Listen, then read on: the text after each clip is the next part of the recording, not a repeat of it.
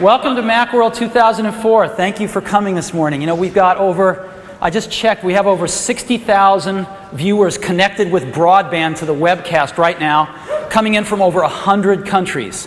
So, howdy out there. We got some fun things. We got some fun things to announce this morning. And it's always hard for me to hear up here on stage. So if you guys could let me know how you feel about stuff when we announce it, that'd be great. So I want to start off with this. This is called boilerplate. It's what we put on the bottom of our press releases and everything else. It's how we talk about ourselves. And it says, Apple ignited the personal computer revolution in the 70s with the Apple II and reinvented the personal computer in the 80s with the Macintosh. And I want to focus on the second half and really focus on this word reinvented. It's hard for those of us, there's some people in the audience who were born after 1984 here. So it's hard if you weren't there to remember how things were in 1984 when the Mac came out, which is 20 years ago this year.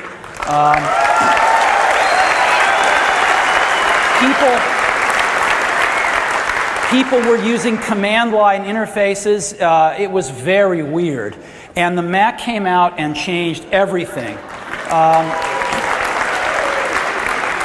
With its graphical user interface, it was literally a decade ahead of anything else.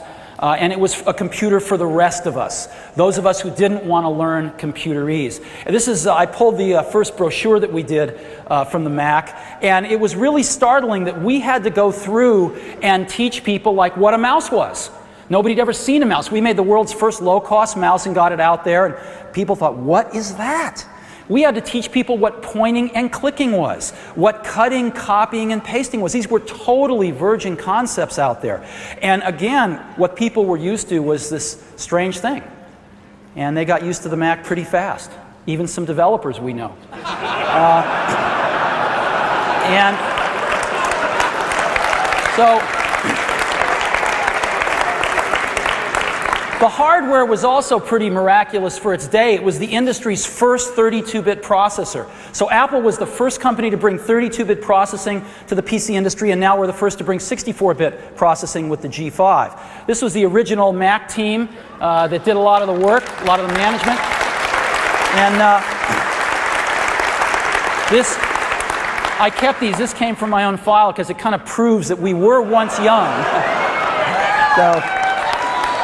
So that was the original Mac, and days before we introduced the Mac, we ran an ad. And this ad was only run on paid television one time, but it has become widespreadly acknowledged and routinely voted as the best ad ever made. And so I thought I would run it to start our Macworld here today. Let's go ahead and run it.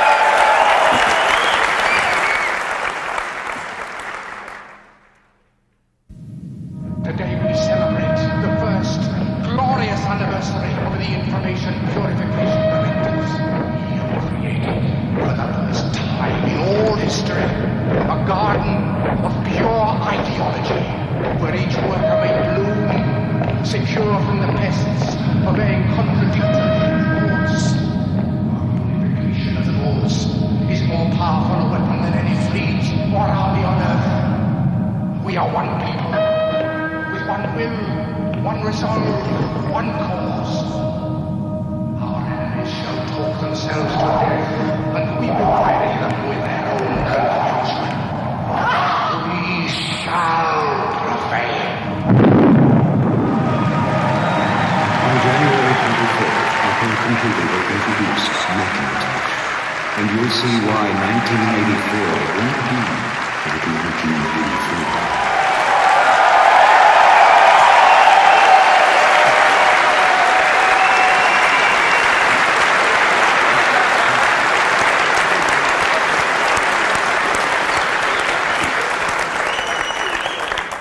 We couldn't help ourselves. Hey, you know, today with us is Lee Clow, who is the driving force behind creating this original 1984 commercial. Stand up, Lee. There he is right there.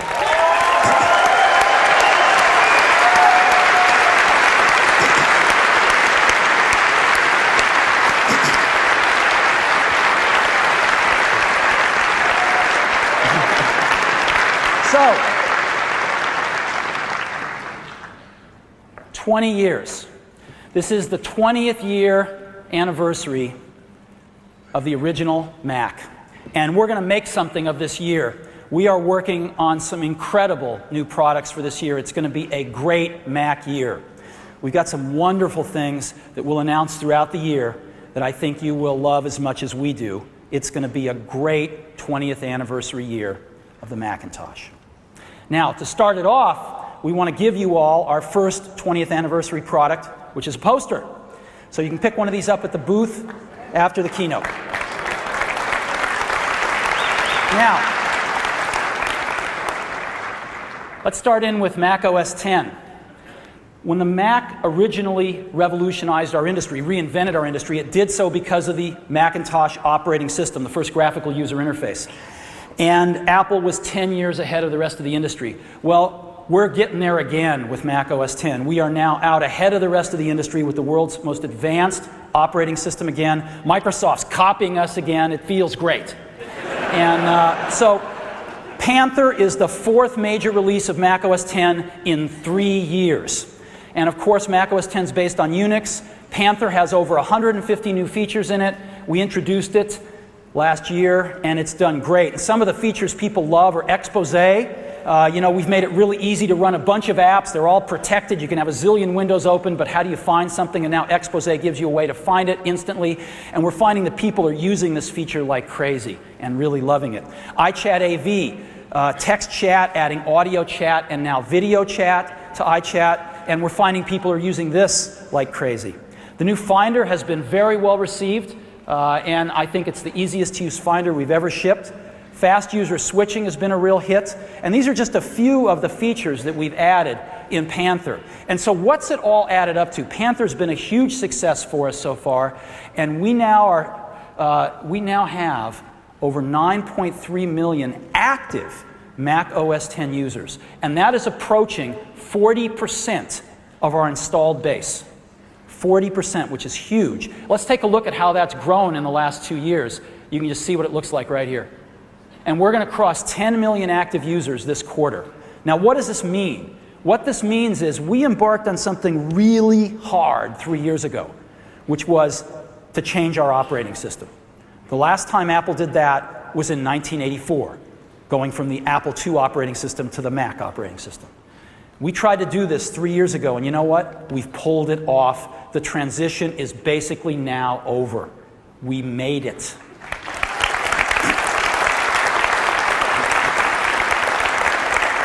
This is not easy. Microsoft's done it once before when they went to Win95, and they're going to try to do it again in 2000 and whatever with Longhorn. It is really hard and takes many years. This is the fastest operating system transition on record that we know of, where 40% of an installed base has moved over to a new operating system in 3 years. And we're very, very happy and very thankful. We now also have 10,000 native apps on Mac OS X. And look at the slope of that curve. It's accelerating. And there's some neat new apps being announced here today. Bionicle from Lego and THQ, which is a great app, is being announced here today. Macromedia is announcing a new version of Director MX, which is a really important app on top of 10. Pearson's is bringing a new category of app called Knowledge Box to the platform, a really important app for education. MYOB is bringing their groupware version of Account Edge to Mac OS X. And really the first enterprise quality backup software, NetVault, is announcing today on Mac OS X for clients and servers, which is really cool. We've got one too today called Final Cut Express 2 that we're launching. The second major version of Final Cut Express we're launching today. This is pro video editing for everyone. And some of the new features are, it's based on Final Cut Pro 4 technology, and so it brings all the real-time stuff with it. You can composite up to 5 DV streams in real time. You can use filters and transitions and effects and color correction all in real time. You've got advanced real-time audio tools. It's optimized for Panther and the G5. It's really, really cool. And this is what it looks like. And to give you a demo, I'd love to invite Richard Karras up here, who's the Senior Director of our Pro Apps Marketing. Thanks, Richard. Thanks, Steve.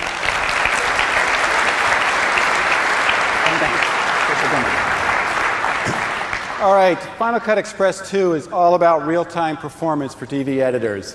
And leveraging on the architecture of Final Cut Pro, like Steve said, we now have RT Extreme. This gives us the ability to have real-time filters and effects, and I'd like to show you a little bit of that. So I've got a project open here. I'm going to go ahead and grab a filter and just bring it down on this first clip, and you can see how easy it is. You just bring it there. Once I double-click it, I have the ability to go in and interactively adjust the amount of that filter. And if I ever want to see it, I can just start playing it. I don't have to wait for any renders.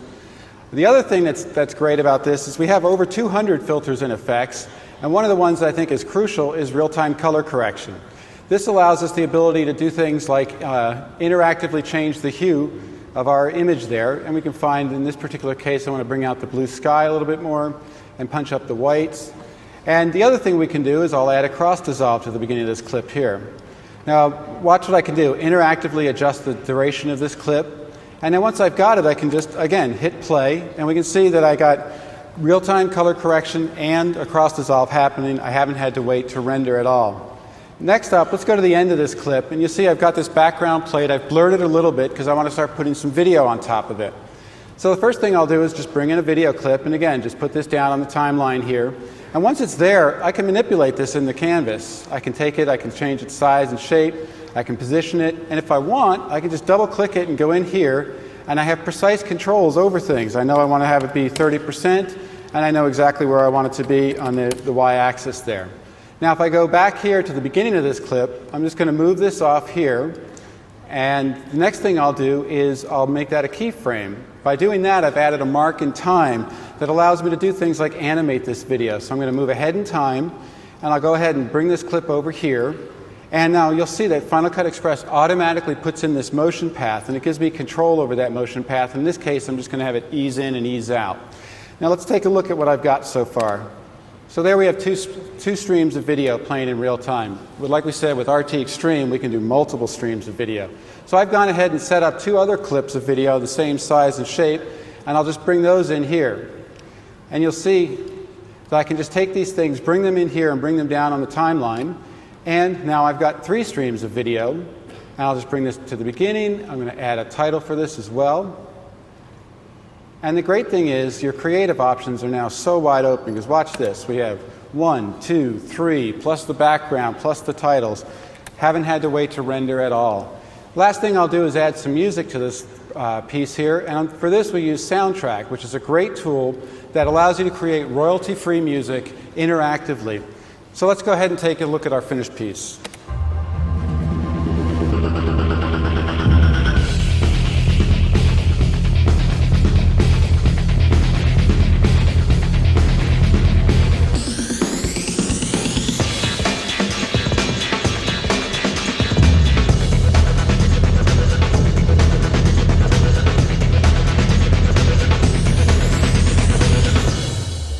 So there you go, real-time performance for DV editors.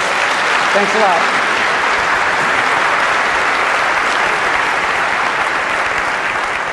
So Final Cut Express is one of the three video editing products that has made Apple the #1 video editing supplier in the world. Obviously iMovie, Final Cut Express, and Final Cut Pro. And today we have a new version of Final Cut Express. It costs $299. It's a $99 upgrade if you already have Final Cut Express, and it's available today. So we hope you check it out. Okay, one other thing we've got today that's really important, one of the many applications being announced today, is Microsoft Office 2004. And it's my pleasure to invite Roz Ho up here, who's General Manager of the Macintosh Business Unit at Microsoft, to tell us about Office 2004. Thank you, Roz.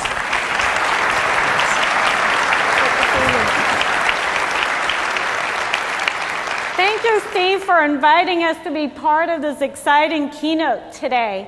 2004 is actually an important milestone for Microsoft as well.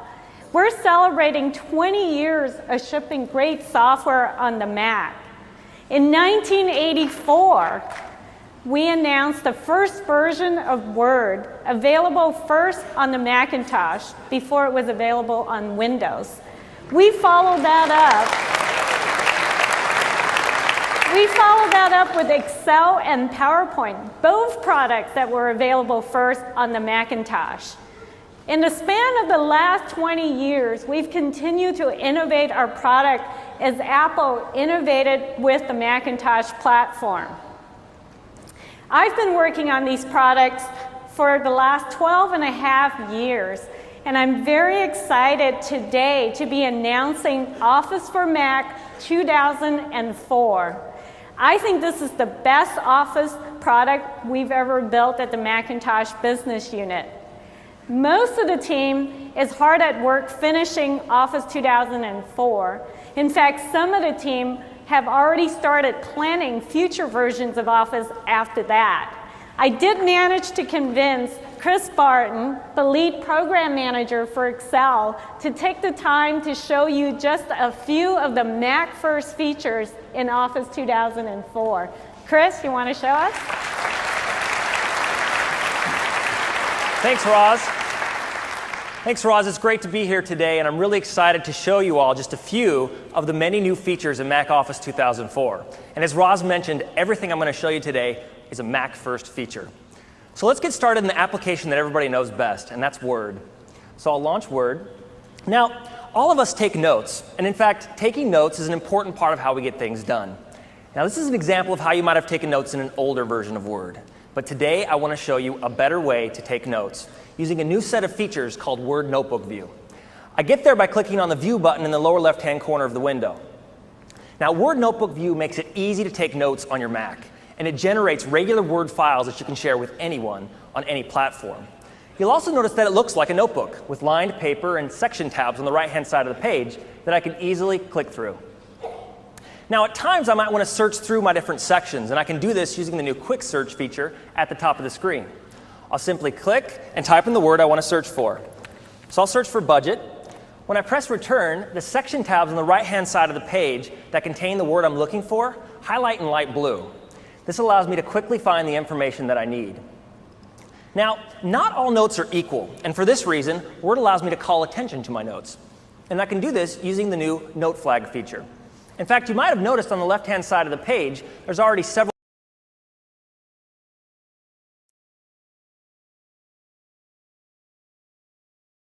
flag section.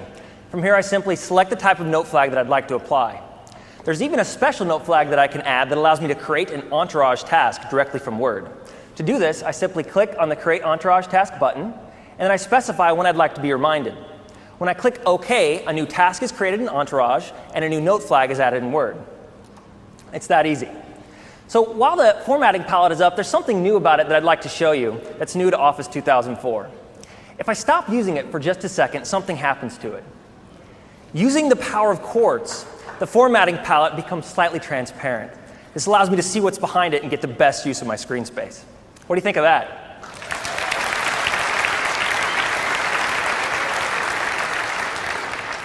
So there's one more thing I want to show you today about notes, and that is sometimes when I'm in a meeting or a lecture, I just can't type fast enough to keep up with everything that's being said. For this reason, Word allows me to record audio while I type, and Word uses the latest MP4 QuickTime codecs to keep my file size low and my quality high. Let's take a look at how this works. So I'll go to the Add Review section, which was a meeting that I attended where I took some audio notes. As I hover over the different notes, I see a sound icon appear on the left-hand side of the page, and this lets me know that there's audio associated with this file. I can see additional information about the recording by clicking on this Audio Notes toolbar and seeing what the recording is about. Now, at the bottom of the page, I see there's some next steps and action items, and I didn't take very good notes, so I'd like to see what was said in the meeting. I'll do this by hovering over the note and clicking on the sound icon. Jessica, we need you to select a photographer by Friday, January 16. And Tim, we need you to get the legal update on the trademark search, also by Friday, January 16. Now, using the Word Audio Notes feature and Word Notebook View, I can make sure to take better notes and not miss a thing. Now, there's another set of features that I'd like to show you in one of my favorite applications, and that's Excel. So I'll bring that up. Now, this is a great-looking spreadsheet, but how's it going to look when it prints? In fact, have you ever printed a spreadsheet and been surprised because it printed out different than how you thought it would? Well, there's a new view in Excel that makes it easy to get great-looking output, and it's called Page Layout View. I get to Page Layout View by clicking on the View menu and going to Page Layout View here. Now, Page Layout View allows me to do everything I can do in any other view in Excel. It allows me to format data, insert lists, edit formulas, you name it. I can also do some additional things. You'll notice at the top of the screen, I can see that I have a header. I can't see this in any other view in Excel. And I can edit it directly on the page simply by double-clicking. I'll also notice that I have a table and a chart that falls onto a second page, and that's not going to look good when it prints. And so I'd like to fix that. And I can do that using a new section in the formatting palette called Page Setup. I'll simply come here, and I can change the orientation of the page from portrait to landscape. I get real-time feedback to see how that's going to print, and I see that doesn't quite look how I want it to. The chart's still falling on multiple pages. So instead, I'll use the Fit To feature. I'll simply specify how many pages I want the spreadsheet to print on, check the box, and let Excel do the work.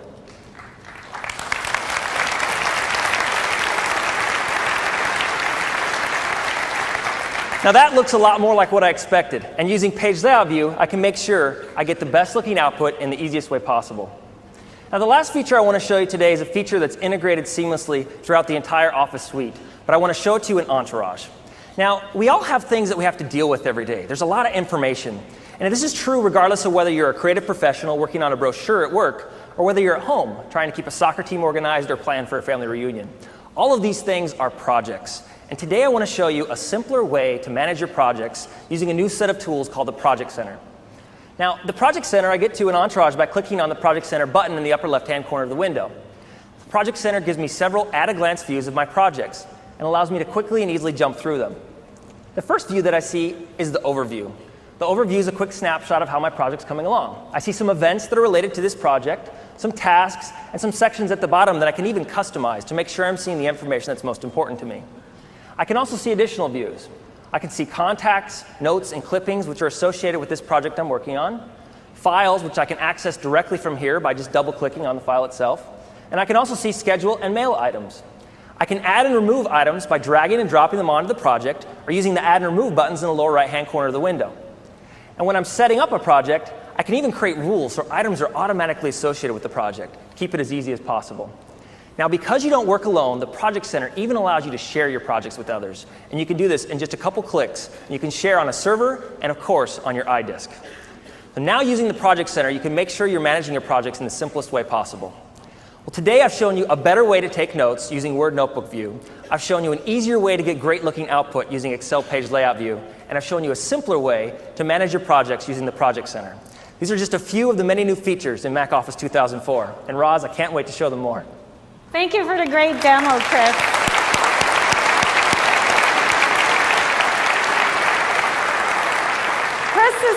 Chris is too shy to tell you, but he designed the Excel page layout feature that you just saw.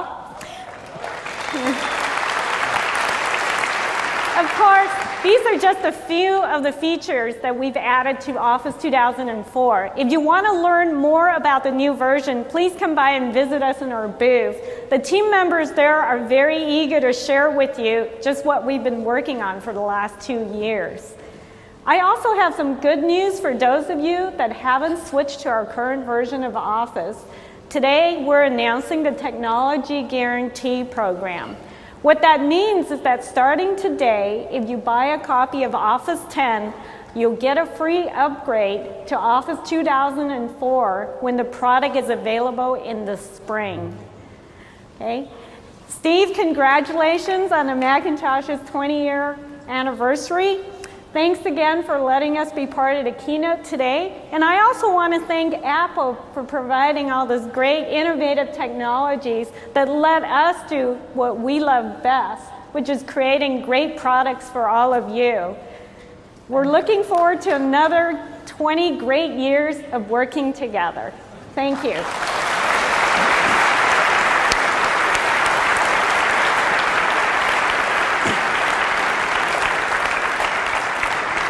Thanks, Roz.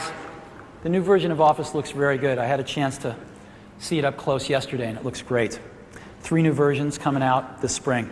So, these are a few of the many apps that have got us to 10,000 native Mac OS X apps, and the transition is over. Panther has a tremendous amount of momentum behind it. If you haven't switched to Panther, you're really missing out on something. You should go check it out. All right, next up, I want to talk about the G5. The G5 is our future roadmap in processors. We've been working with IBM now for the last few years to develop the G5, and we couldn't be happier with it. It is the fastest personal computer in the world. And you can't really talk about the G5 today without talking about Virginia Tech. Virginia Tech did an amazing thing. They called us on the phone and they said, we have gotten a grant, we've written a grant and we've got it funded to build a new kind of supercomputer. They call it a supercluster. And we need 1,100 of your dual processor PowerMac G5s. Matter of fact, we need the first 1,100 that you ship to anybody. And we weren't shipping a lot then, so the first 1,100 was quite a few, and we had to piss off a few other customers, I'm sorry. But we went ahead and did it. And they built this supercomputer out of these 1,100 dual processor G5s, 2,200 processors. And it worked. And they hooked it together with InfiniBand, this really fast I/O, right out of the back of the G5s, and they built the following. You know, the fastest supercomputer in the world is the Earth simulator. It's 35 teraflops, and it cost over $300 million. The second fastest one is at Los Alamos, and it runs at 13 teraflops, and it cost over $200 million. The guys at Virginia Tech built a supercomputer that turned out, when it was benchmarked by this, the most independent supercomputer agency in the world who rates these things, number 3. Over 10 teraflops, it cost them $5.2 million to build. Unbelievable. So, as you might imagine, this is sending ripples throughout the supercomputer world. People don't know what to make of it. People have made pilgrimages to Blacksburg to find out what is going on. And it's really, really cool. So we decided, since we couldn't all go to Blacksburg, to bring them here, and we made a video that I'd like to show you now.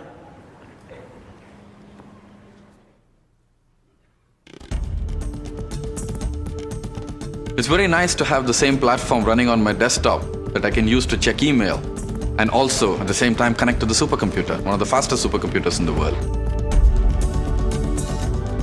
The G5 was a perfect fit for the architectural goals of our system.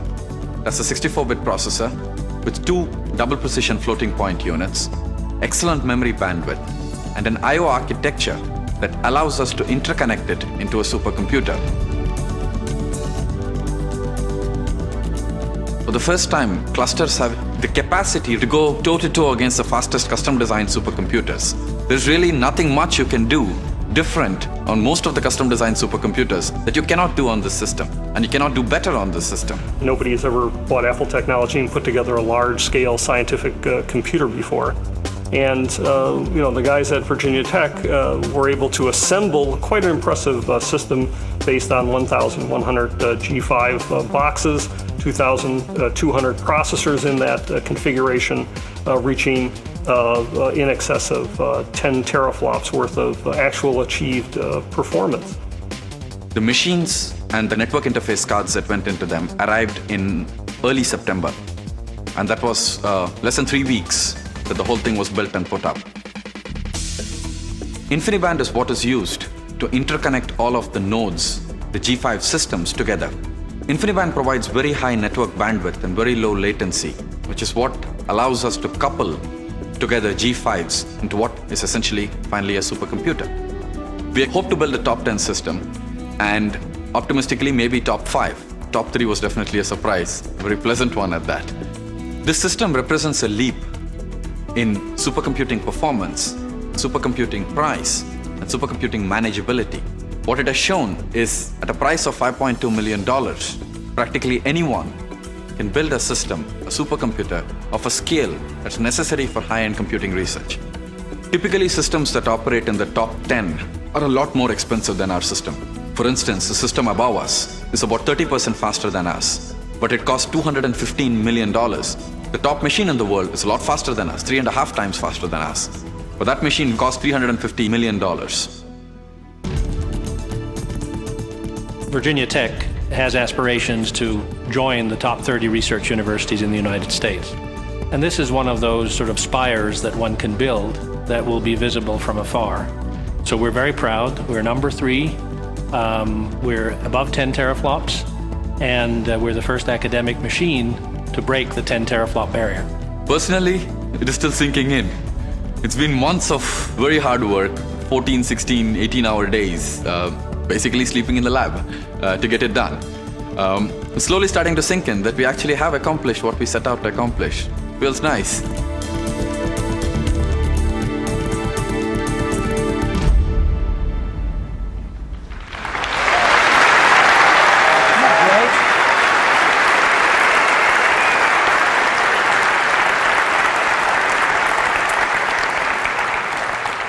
They looked at everything before they picked the G5. They looked at Intel, they looked at AMD, they looked at Spark, they looked at everything, and they fell in love with the G5, and they thought this system would let them do what they wanted to do. They also fell in love with the architecture of the whole computer, the I/O bandwidth that was so high and everything else, and they also fell in love with Mac OS X. This all runs on Mac OS X, so as he said, the same system he gets his email on is running their supercomputer, and it's worked out really well for them. We expect to see a few more popping up here and there since anyone can afford one now. So, what they probably wish they could have used, of course, was Xserves, because they're a little more compact. But Xserves only had G4s in them until today. Today,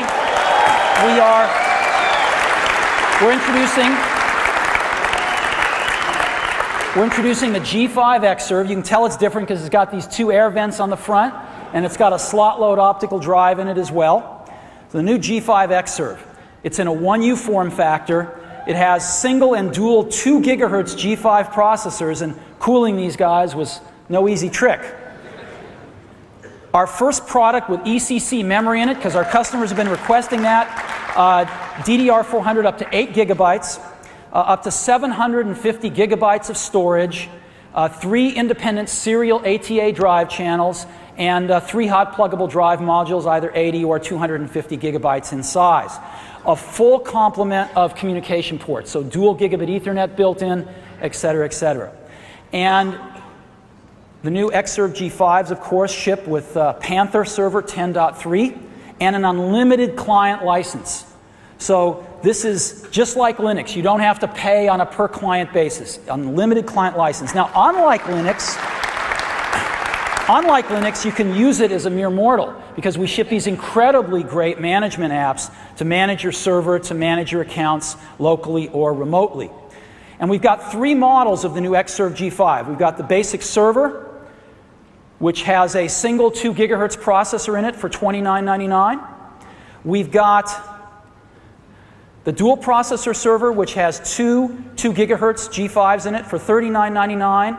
And a lot of our customers like to use these things as compute nodes, and we have a compute node with dual 2 gigahertz for $29.99. And all of these will be shipping in February, and it's the new Xserve G5.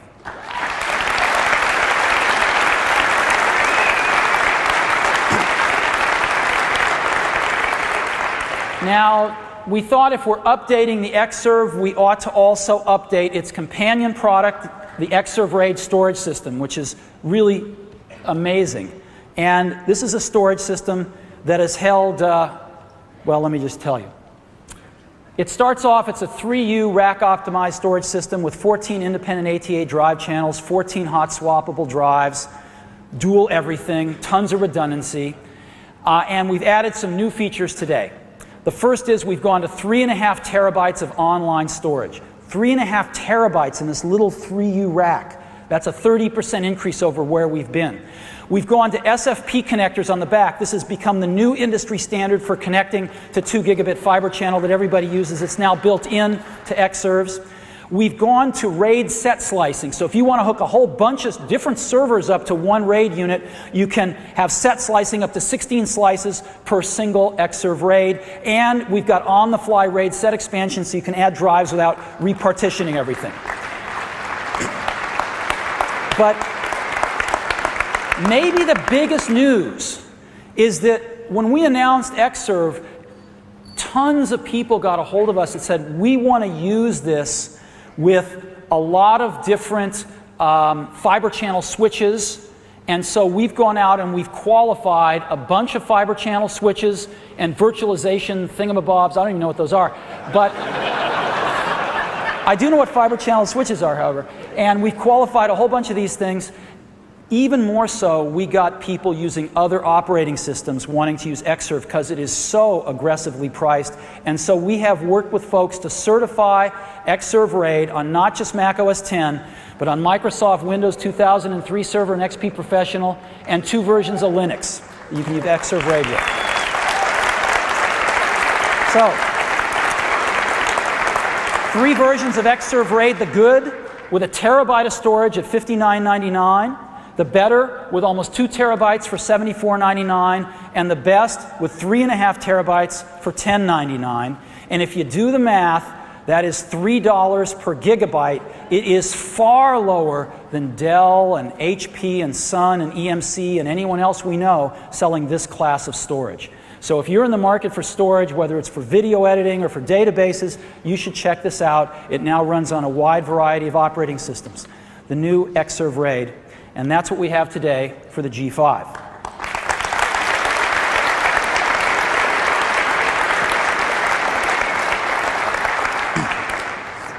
All right, let's get into some new territory. iTunes. iTunes, we all know iTunes. It's this fantastic jukebox software that runs on the Mac and Windows and has the iTunes Music Store embedded right in it. Again, that's the Mac version, and there's the Windows version. Looks almost the same. We are pleased today to announce that we have crossed our 30 millionth song since April 28th. 30 million songs purchased and downloaded, and this is tens of millions of songs ahead of our competitors. The gap is getting bigger and bigger as each month rolls on. This is just the songs per week for December. As you can see, we're getting close to that 1.9 million songs a week, which if you multiply it by 52 weeks of the year is 100 million songs a year. So we're moving in on 100 million song a year rate with the iTunes Music Store, and we're feeling pretty good about it.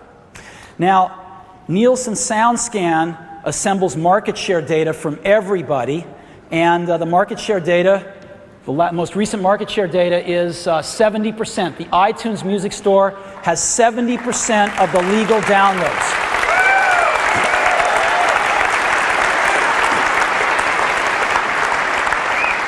Feels great to get above that 5%, doesn't it? So, and that makes us #1 in songs and revenues on every platform in the world. Now, there's some, let me give you some updates on the iTunes Music Store. I asked them to go back and say, who's the top customer on the iTunes Music Store? Bill Gates. No, it isn't actually. It isn't Bill Gates, and we're not going to say who it is because we don't want to embarrass them or get them in trouble with their parents. But the top spender on the iTunes Music Store has spent $29,500. So you'd think somebody would have noticed that on their credit card by now, but... So that's one update. Next update, I want to tell you about audiobooks. We added audiobooks in October.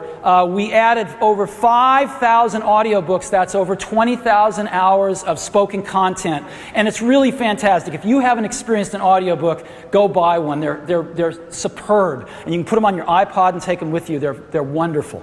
And I'm very pleased to announce that in the first quarter, we've sold over 50,000 audiobooks.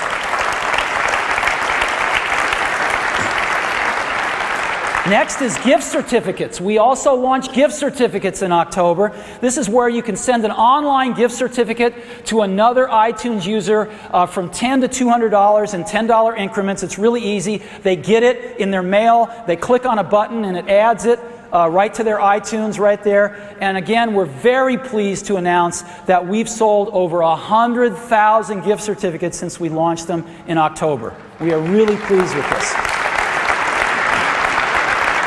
So that's gift certificates. Another thing we've done since we last met is we have welcomed AOL's 25 million U.S. members to iTunes. They can go to AOL and download iTunes. They can buy music on iTunes using their AOL account, so they don't have to enter their credit card at all. They can just use their AOL name and password. The AOL music sites, which are very popular, all have iTunes buttons on them now that'll take you right to iTunes to buy the song.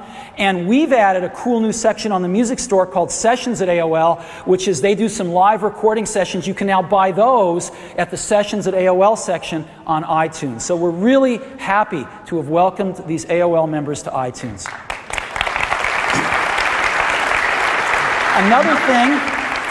Another thing we've added since October is iTunes Essentials. These are collections of essential tracks of everything. There's over 60 of them, from one-hit wonders to Bob Dylan Essentials to opera essentials. And it's really been a great guide for people to find some things that they might not have discovered. These have done extremely well. If you haven't seen them, I'd suggest you go check them out.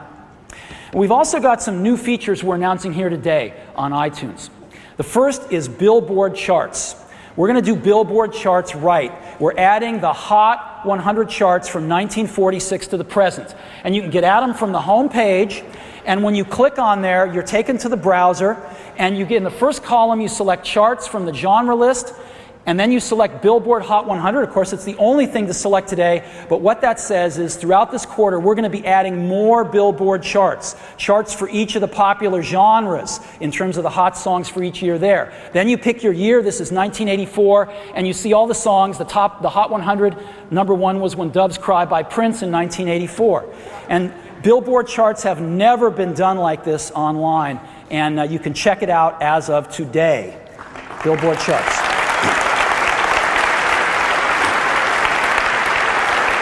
The second thing we're adding today, by a lot of popular request on this one, is we're adding over 12,000 classical tracks today from labels like Deutsche Grammophon, Philips, Decca, just some fantastic classical music. I think you will really enjoy it.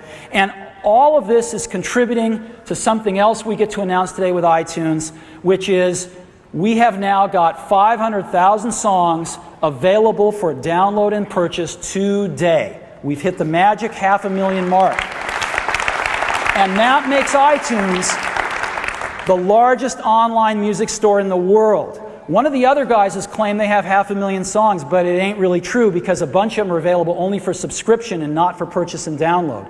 iTunes is now the largest online music store in the world. Now, we got some fun things coming up. One of them is Pepsi.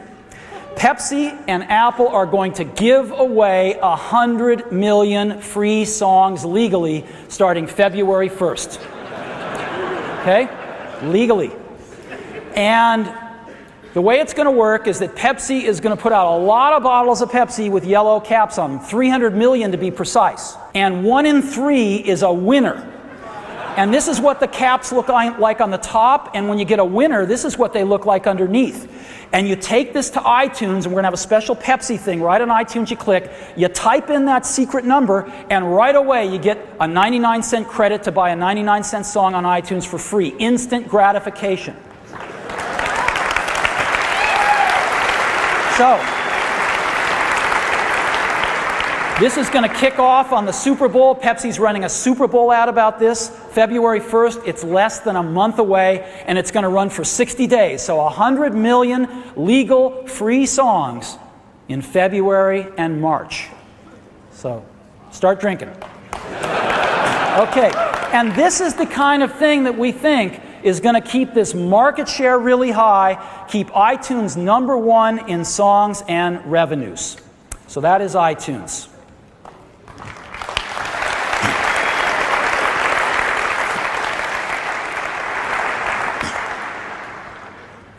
We couldn't be happier that you are enjoying this as much as we are. We love this, and it's so gratifying to see everybody embracing it so much and it being so far ahead of its competitors. And we're putting a lot of energy in to keep making it better and better and better, and that's because we love music. We love it just like you guys do. So thank you. Next, let's talk about iLife. We launched iLife a year ago. A lot of the apps we launched before that, but we pulled them all together and we made them work together as a suite a year ago. And today we're launching the next generation of that suite, iLife 04. iLife 04 is like Microsoft Office for the rest of your life. So we saw the new Microsoft Office here, so when you're at work grinding away, that's what you should use. But for the rest of your life, iLife is basically the Microsoft Office for the rest of your life. And we're launching a new version today, iLife 04, and I'd like to tell you about it and show it to you. So to start off, iLife 04 includes the latest, greatest version of iTunes that we just saw here with all the new features right in the box. And everything works together. So iTunes works seamlessly with all the rest of the apps, as we'll see in a minute. So iTunes is the first app in the box. Next up is iPhoto. I'm sure most of us here use iPhoto. It is quite remarkable. But when we designed iPhoto, digital cameras were just coming into being. And so a lot of us had, 500 digital photos. We thought, well, God, we'll cross 1,000 next year. Not true. These photos are really easy to take. We've all got a few thousand photos, maybe 4,000 or 5,000 photos. We can now see crossing 10,000 photos in the next year to 18 months. Well, we wanted to get ahead of that. And so the #1 feature of the new iPhoto 4, is that it supports up to 25,000 photos with zero weighting.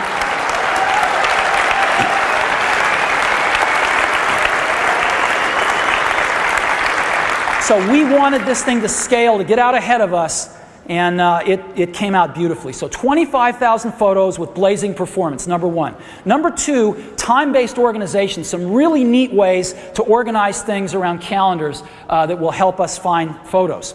Smart albums. Wouldn't it be great if you could set up an album that said, I want all my photos taken between the middle of December and the middle of January, just dumped in this album, because that's most likely my Christmas photos. We can do that. A lot of input about how people want to preview or audition their photos quickly, throw the ones away they don't want, rotate the ones they want to rotate, etc., and they want to rate their photos.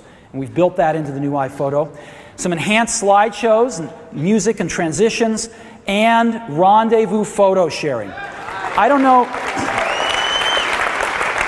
about your house, but when we go out on an outing with our kids, we take some pictures in a camera, there's a little tension as to whose computer those pictures are going to get loaded on, because the other person can't see them. Well, now it's going to be really easy, and guess what? There's no copyright issues with sharing photos. It's really easy. So, what I'd like to do now is give you a demo.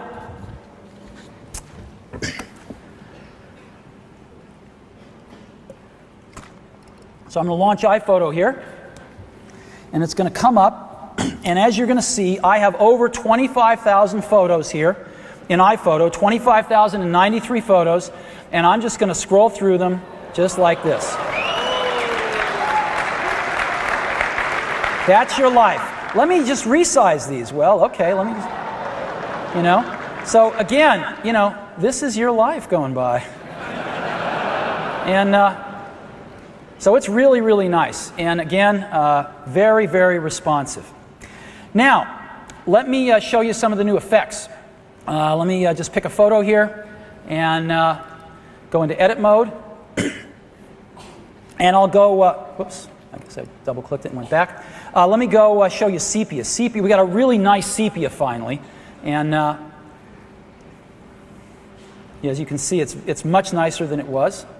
Let me go back and pick another one here. Again, very nice effects, and they happen much faster. The performance has been improved dramatically. All right, let me go back and show you another cool thing that we've added, which is time-based organization. So the first thing we've done is in the photo library up here, you see the triangle. You can now open up the photo library, and iPhoto automatically gives you albums by calendar year. So these are all the photos I took in 2004, 2003, 2002, etc. It gives you the 4 most recent years and then early photos. Very simple, all automatic. Don't even have to look at it if you want to, but if you're trying to find a photo you took in 2003, you don't have to look through 25,000 photos, you only have to look through 6,857. So that's #1. #2, is, of course, we've had the last roll on here, and this is really handy when you just load a roll of photos in. We've added a new album, which is the last 12 months. So it's a rolling last 12 months, which is very nice to have as well. But we've made it even better because you can go to Preferences and you can change the last 12 months to, let's say, the last 9 months or whatever you want. And so you can just make this how, last 6 months, last 5 months, whatever it is you want. And you can have, last 2 rolls, last 3 rolls, whatever it is you like, you can set it up this way, and iPhoto will give you what you want. The other thing we've added is a smart album. So here's a smart album with all my holiday photos in it. And the way that that's set up is it just says date is in the range of 12/20 to 1/5 for each year, any year I want. So let me go ahead and set up another smart album. I can go ahead and set one up just like this, and I can say ratings, which I now have. My ratings is 4 stars, 3 stars. I'll just say ratings is 5 stars. Okay, and it's going to set up a new playlist. I could have named it. It says album 1 here, so I'll go name it.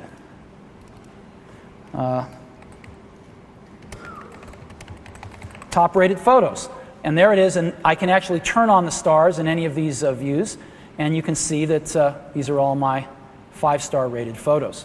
So very, very easy, smart albums. Now, a big request we've had is when I load in a roll of photos, I quickly want to go through and parse out the ones I want to throw away and keep and maybe rate them right on the fly. So let's do that. I'm going to click I've picked last roll here with these photos, and I'm just going to go ahead and play the slideshow here. And I can go through and watch my pictures like this, but if I move the mouse, look at what happens. This comes up, and I can rate a photo like this, or let's say I want to rate it 5 stars. I can go to the next one. Let's say I want to throw this one away. I can throw this one away. I better throw this one away. And this one I got to rotate, and it's rotating the full resolution of the photo here, so it takes just a second. There we go. And this one I'm going to rate 5 stars, just so because it's memorable. And you get the idea. We can go back, we can rotate, we can go back and look at other photos, we can stop here, and et cetera. Anything we want to do, very easy to do. So now that we've done this, we can actually go back in our top-rated photos right here, and if we go down to the end, you'll see that there's the boat and there's that memorable fish photo, because we rated it 5 stars. So that's pretty cool. And now we've also got improved slideshows. We had a lot of folks saying, I have a long slideshow. I don't want to listen to the same song over and over again. And we also had folks saying, that dissolve is nice, but I'm getting a little tired of it. So let me go ahead and click the slideshow icon, and we've got some cool new effects. Let me just put it into wipe right here, and let me go to 2 seconds per slide here. And I'll pick some music. I can pick now a playlist. So here's all my playlists, and I can pick an entire playlist and say, just go ahead and play these.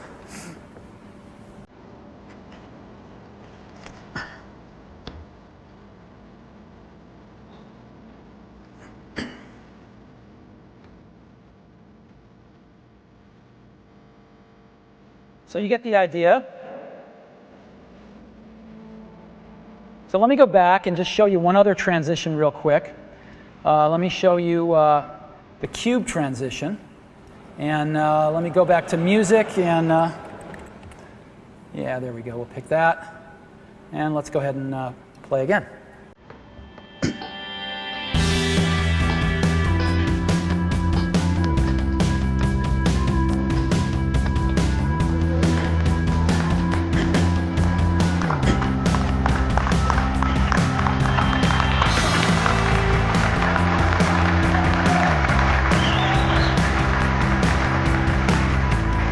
All right, now, something we've all been waiting for is rendezvous photo sharing. So I'd like to invite Peter Lowe up on stage. Peter is the senior product manager for all this stuff and helped make all this stuff happen. Peter's got a power book there with some photos on it, I assume. Hey, Steve. Brought some of my pictures with me today. So watch the source list up there. And in a few minutes, these computers will negotiate over rendezvous. Their iPhotos will talk to each other, and Peter's photos pop up. And if I go in here, I see, he's got some of these things, but I'll just stick with a photo library. And so I'm going to do a slideshow, but you know what? I don't have the song that I want to use. So you know what I'm going to do? I'm going to go to iTunes and buy it. So I'm going to go to the music store, and just to show you how all this stuff works together. All righty. Music store must be busy. Come Go With Me. Let's find that one. It's an old song. Actually, you know, I know it's on the American Graffiti album. I think that's how you spell graffiti. Yeah, American Graffiti, Come Go With Me. Let's buy that song here. All this stuff just works seamlessly together. So here we are buying a song. I'm going to just quit iTunes here. And now I'm going to go back to my slideshow. And I'm going to set the transition to Cube, why not? And on the music, I'm going to search for Come Go With Me. And there it is. Just bought it. Shows up in iPhoto. And let's go ahead and play the slideshow. Got to hit the checkbox. Oh, I got to hit the checkbox. All right. Thank you. There we go. Play music during slideshow. Come.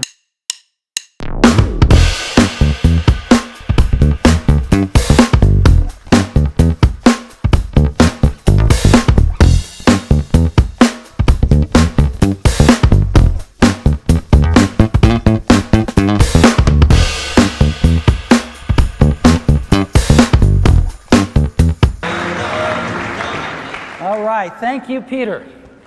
This is pretty great.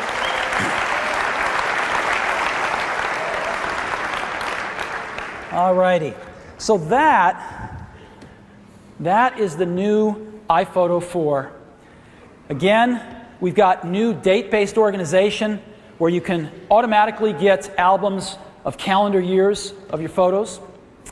If somebody has another computer on the network, wireless or wired, it shows up in shared photos, and you can take a look at those photos, and you can even transfer them over to your computer just by dragging them if you want to. We've got much better effects, much higher performance. We've got a way to audition your pictures really efficiently, rotate the ones you need to, rate them, throw away the ones you don't want. We've got enhanced slideshows with whole playlists and much better transitions. And one thing we haven't talked about is, you know, we have these great books and prints you can order really easily right from iPhoto, but they've been US only, and they are going to be in Japan, available in Japan later this month, and they're going to be available in Europe in March. We're sorry it took so long, but we're getting there this quarter. So, the new iPhoto. We think you're going to really like it. Next up is iMovie. iMovie's been a bedrock app. It's a great, great app. But we found ways to make it even better. So the new iMovie, iMovie 4, you can trim clips directly in the timeline. This is going to save a lot of work. If you've used Keynote, you know what alignment guides are. We've built alignment guides in so you can line up the playhead right on the beginning or ending of any video, any key points you've set, any audio you've set. This is really nice. New and enhanced titles. You can import video directly from an iSight camera. A lot of requests for that. And we've made sharing your movies even easier. So let me show you iMovie 4.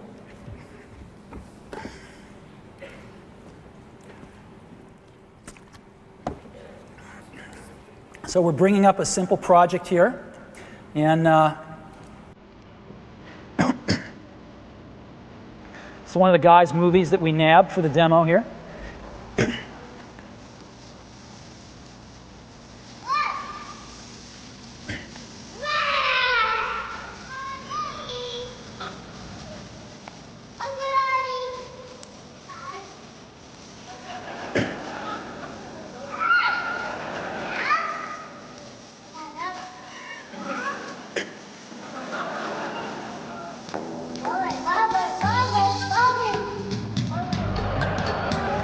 You get the idea. So we can now trim clips right in place. So I can take this clip right here as an example and trim it right like this if I want to, right in place, and everything shrinks. And it's non-destructive, so I could trim it back if I want to, and everything just falls right back into place. Let me undo that so the movie's intact here. And so you can edit clips right in the timeline. The other thing that you can do that's kind of cool is you can drag the playhead by holding down the option button and audio scrub. Comes in handy, believe it or not. So, audio scrubbing. The other thing we have is we have some improved titles. So let me go ahead and play this.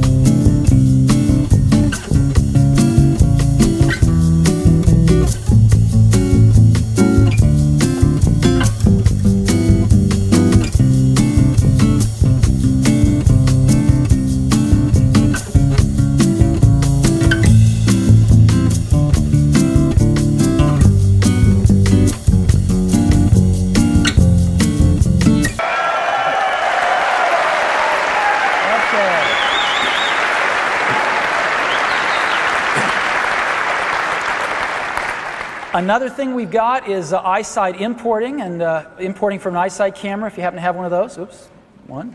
And let me go ahead and record with that. Hey, so this is the last part of my movie that I forgot, and I got to finish it at the last moment. Thanks.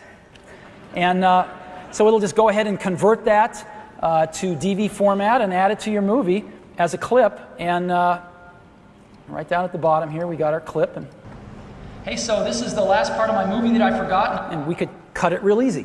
Now, let's go back up here to sharing. Here's a clip. It's a nice clip, actually. And so we want to share that. Now, we want to put that on our website, and we've made it even easier to do that. We select the clip, and in iMovie 4, you just go to Share right here. And here's all the sharing, and you pick Homepage. We'll say Share the selected clip only, and we say Share it. Now what it's going to do is it's automatically going to convert it to compress it to something that's appropriate for the web. It's going to put it on my iDisk. It's going to transfer it up to .mac for me. And I've got to type in my password here. I think that's the right one. And here's my movie right here. And I pick a theme, so I might pick the TV set here. And I might say, I want to pick another one. Maybe I'll go pick the theater. And then I publish it. And that's all I have to do. And here is my, here's my home page. And I go there, and there's the movie right on my DocMac account homepage.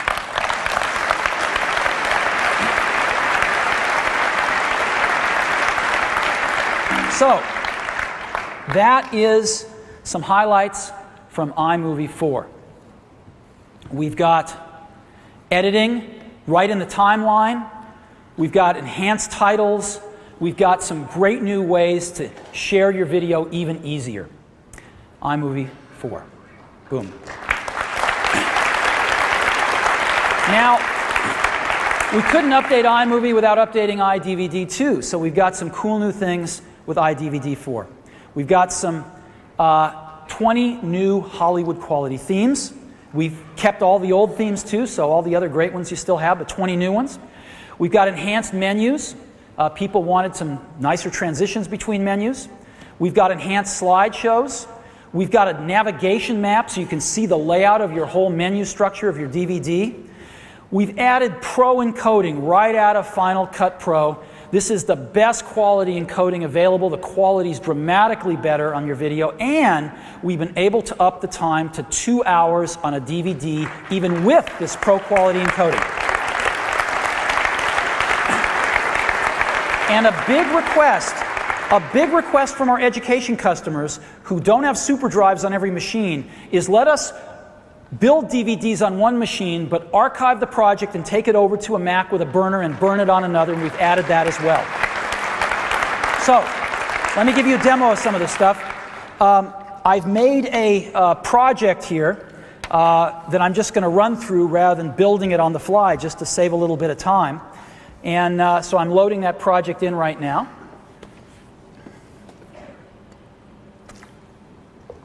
iDVD looks the same except for one new button called Map right down here. And with this project, maybe the best place to start is showing you the map of the project.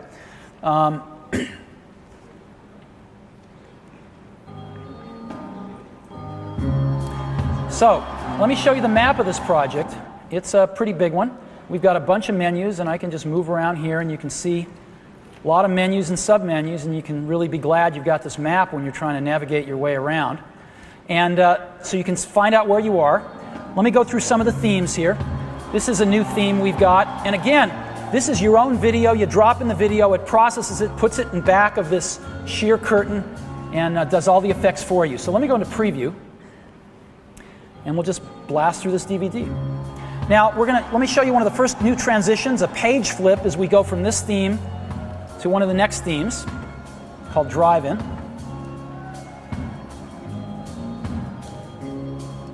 All right, there we go.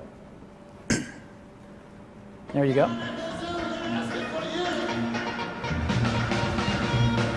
So this is Drive-In. Let's go to a wipe transition to go to montage here.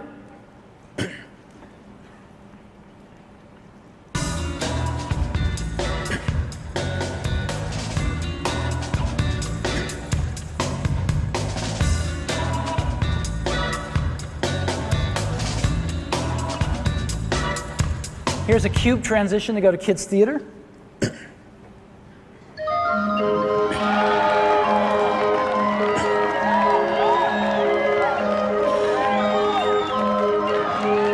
Here's a mosaic transition to go to reveal.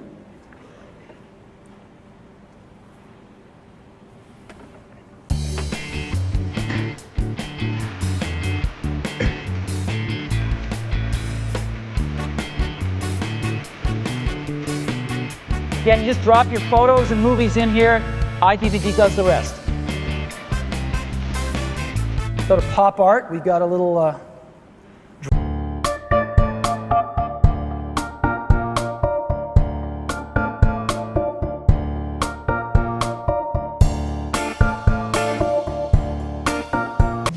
let's go to road trip here.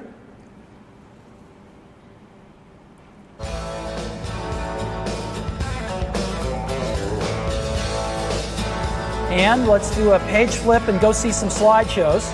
And you'll see what we can now do with slideshows. Transitions. You can put an entire playlist on your slideshows, so you don't have to listen to the same song over and over again. And all sorts of new transitions.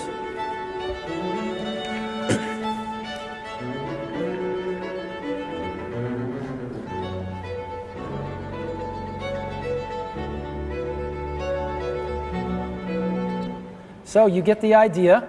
This is some highlights from iDVD4. Again,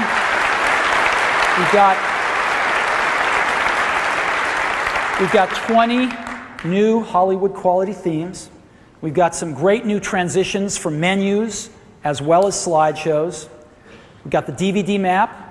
We've got pro quality encoding. Again, I cannot stress enough, the quality of the video is just impeccable. And we're managing to fit 2 hours on an industry standard DVD. We think you're really going to like it, iDVD4.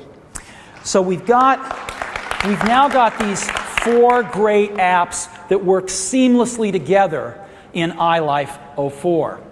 But today we're announcing something so cool. It's a 5th app that's going to be part of the iLife family, and its name is GarageBand. What is GarageBand? GarageBand is a major new pro music tool, but it's for everyone. It's for all of us. And what it does is it turns your Mac into a pro quality musical instrument and complete recording studio. One app. Now, you could say, well, but this is a kind of a niche thing, right? No, it's not. Because recent surveys have said that 1/2 of all US households have at least one person who is a current musician. Not somebody who played something in high school 20 years ago, but currently plays a musical instrument. 1/2 of US households. This is a really big market, and we think GarageBand is going to appeal to these folks. So what is GarageBand? Well, you can digitally mix up to 64 tracks right on your Mac. right? You can play over 50 software instruments that we've included right in GarageBand. These are super high quality software instruments that you can play if you have a USB or MIDI keyboard. You can use over 1,000 professional loops. For those of you familiar with Soundtrack, we've built Soundtrack right into GarageBand. And there's over 1,000 professional audio loops. So it's like bringing the band with you. The backup band comes with you. Of course, you can record live audio performances. You have over 200 pro quality audio effects. And you have vintage and modern guitar amps. In other words, you can plug your electric guitar right into your Mac and pick from vintage or modern guitar amps, because guitar players love this, and record right on your Mac. So software instruments, this is a really big deal. Software instruments right on your Mac. One of these is a $50,000 Yamaha grand piano right on your Mac, right? If you've got a kid that plays the piano and they've got a Mac, you can get them GarageBand and a pair of headphones and a USB keyboard, and they've got a $50,000 grand piano in their bedroom. Pre-recorded loops. Not only do we have over 1,000 pre-recorded loops by great professional musicians, but these things adjust their tempo and pitch automatically to whatever you're doing.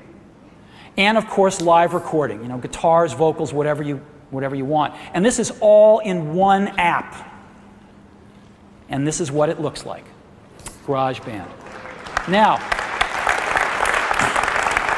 to help me demo GarageBand, I'm not a musician, and so we asked a friend of ours, John Mayer, to come on out and help us demo GarageBand. John? All right, sir. All right. So, now the first thing we're going to do, John's a guitar player, but he volunteered to play keyboards for us too here. What am I doing? And so we're going to bring up GarageBand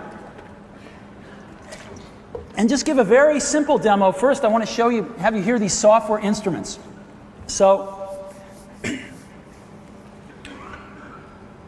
GarageBand should be coming up. Here we go. And I've loaded a bunch of software instruments into this project. And so we're just going to have John play. We don't have to record anything or do anything fancy. This is what the piano is.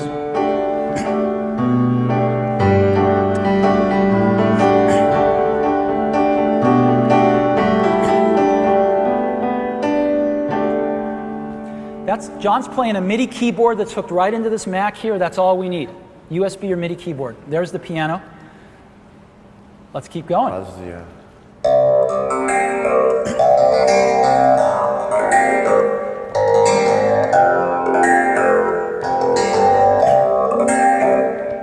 Let's use our keyboard to play some other instruments like a jazz bass.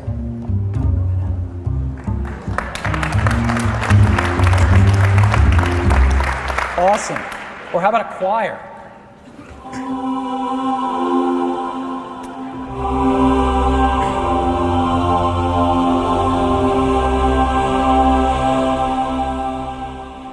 Isn't this awesome? Let's go, RJ. Some lot.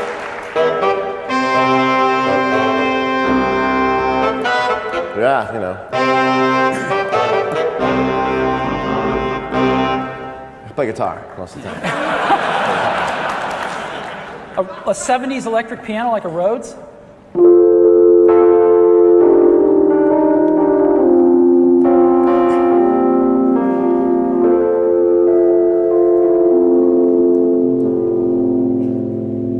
Percussion like this jazz kit?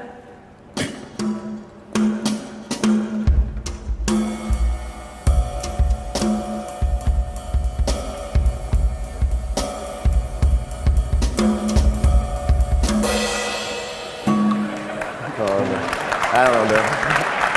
Here's a cathedral organ.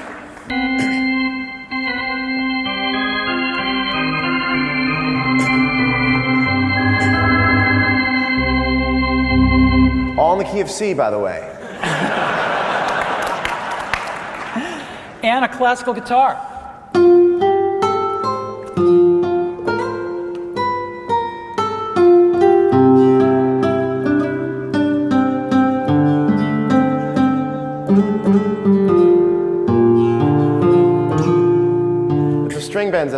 I was telling Steve yesterday when I first tried this out, that guitar players traditionally go through keyboard sounds, and there's synth keyboards have always traditionally done some things better than others, and one thing that's never really been done right is the guitar, because there's so many, it's just inherently not a static kind of instrument, and this is the first time I've ever heard a guitar sound like a guitar on a keyboard, especially with the velocity being that you can bend into a note.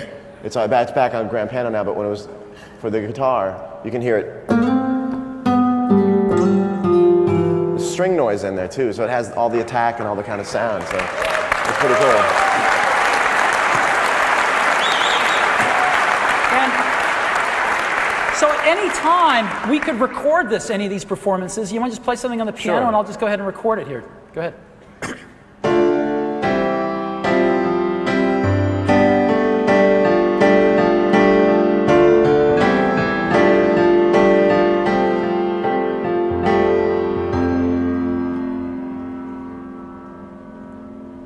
And so we can just go back and play that back. Very simple.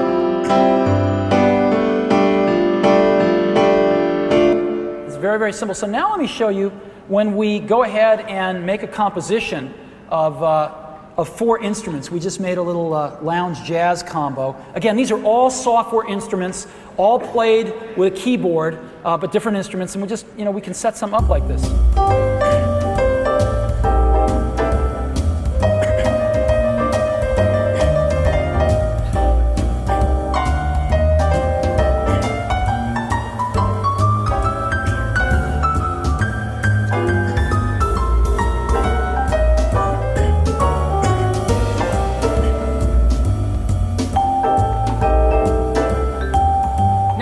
Because these are software instruments, I can use the data but change the instrument. So I'm going to change this tremolo phone here.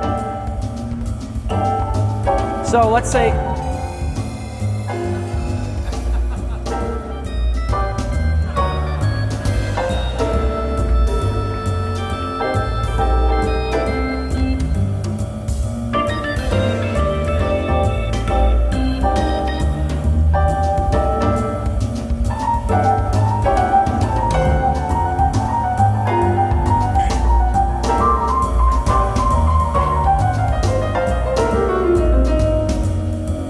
So you get the idea, right? Pretty cool.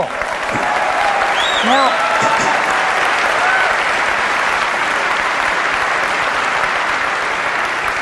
by the way, you can do anything with these instruments. Like I can go back and change the tempo.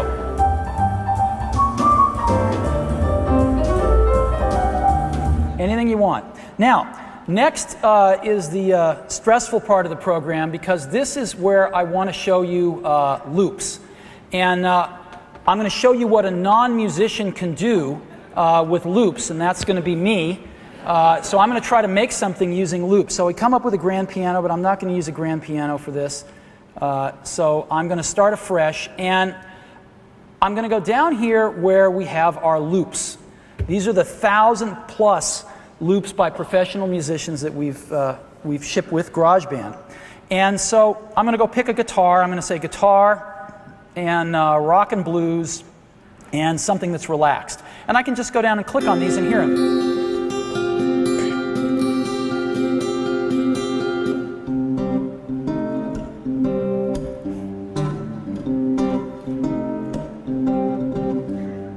And I'm going to pick this one here. And I just drag it up and drop it on. And I want to stretch it out a little bit. So I go up here and I just stretch it out. I'm going to stretch it out about that far. And I'm going to turn repeat on and stretch repeat out about that far. And I'm just going to start playing this.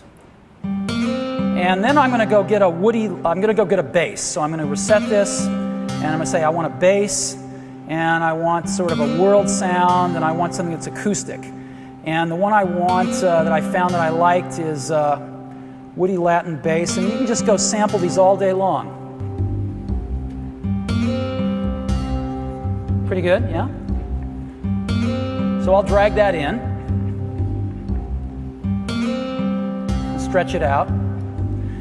And then I'm going to go to favorites. I put some percussion in. Where was that here? Yeah, this was it here. Yeah? So I'll drag that up there. And now I'm going to find, let's just play some of these things. They're interesting. How they can make it sound so different.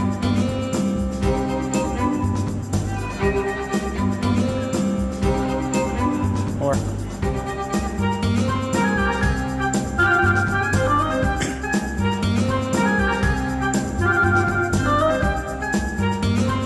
but I'm going to get a delicate piano, which I like a lot.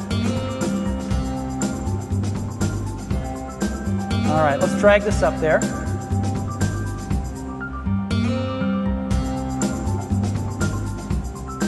Let's see, that's where I want it, right there. We'll turn it up. And I'm going to grab this classic guitar as well and drag it up there. See how we're starting to come together here. So that's the first half here. And then I found I like this funky electric guitar for my second half.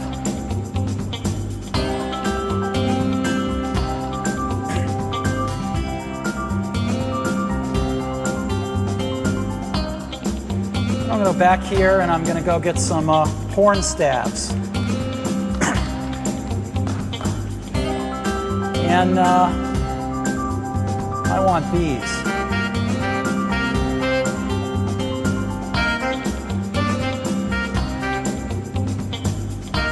No, I don't want those. I want this one. There we go.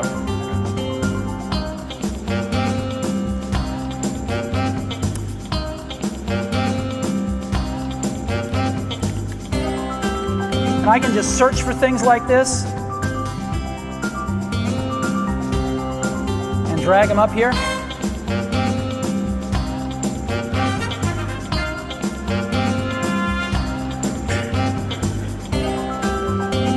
And build my composition piece by piece. And there we got it here. Let's turn it up a little bit. There you go.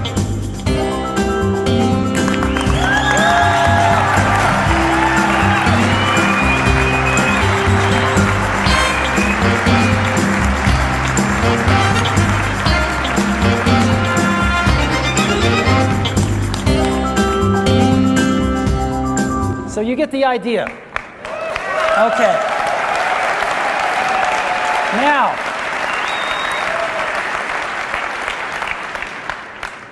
guitar players love great old amps because they have magical sounds that are hard to recreate.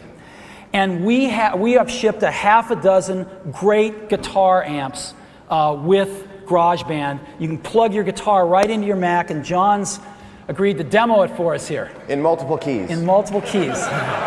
So let's start with unprocessed guitar.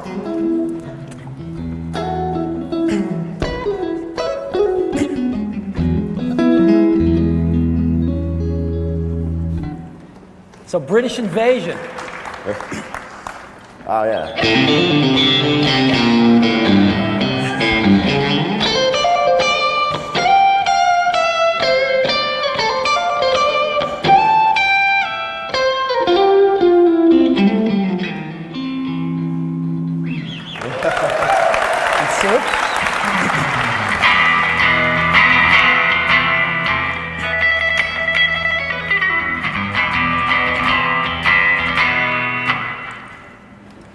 Summer sounds.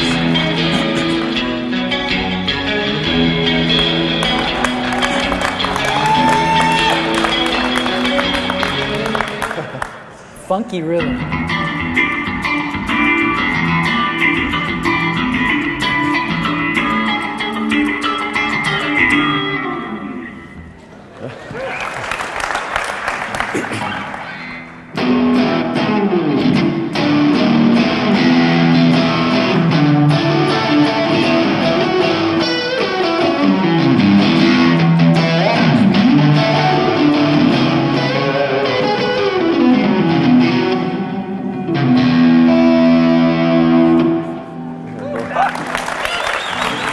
Liverpool Queen.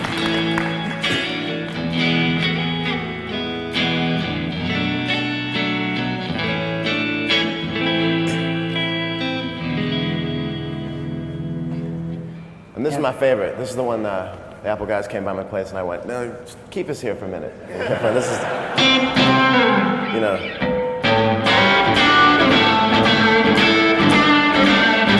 To me, it sounds like an amp with a mic on it.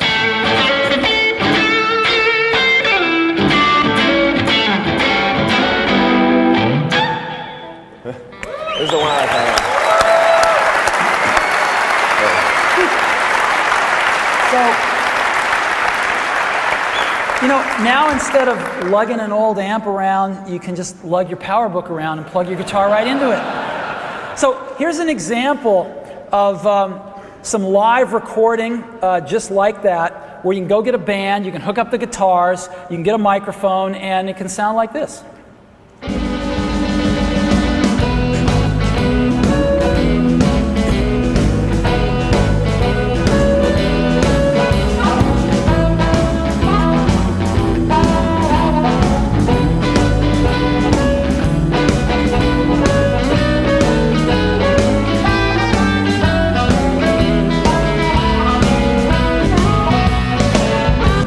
You get the idea.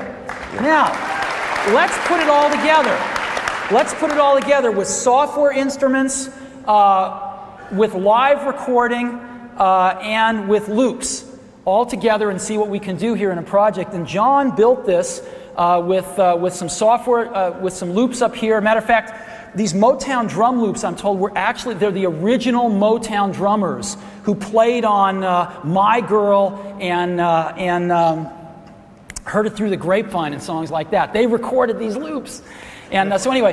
The fun thing for me, though, I mean to interrupt you, the fun thing for me is when I first saw this, especially that shuffle tune you just played, is that it's a practice tool. And when I was growing up, you know, when you first learn a scale, you want to play it over something. And most of the time you have to play it on records where there's already an instrument, and so you have to pretend the lead guy isn't there, or you just play against nothing, and it's bad for your time, it's bad. And I just wish I had this when I was 13 or 14. I would have locked myself in my room forever and just gone around and around and around and around playing on it. You know, that's the cool part about it.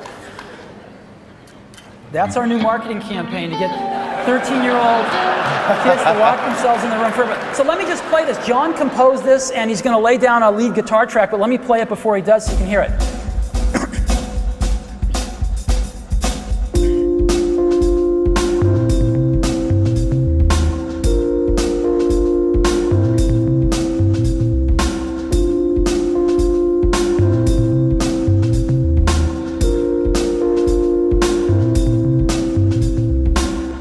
So let's go back to the beginning, and I'm going to hit record, and John's going to lay down the lead guitar track using a 70s amp. So let's go.